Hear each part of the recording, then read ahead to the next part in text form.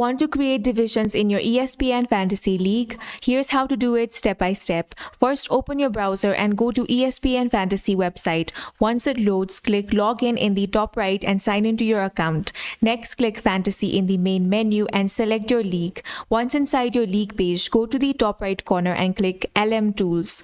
From there, scroll down and choose Edit League Settings under League and Scoring Setting Tools section.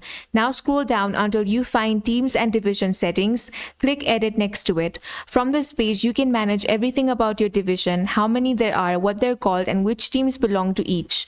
To move teams between divisions, just click on a team and assign it to a new division. You can also rename divisions or add more if you want to expand your league structure.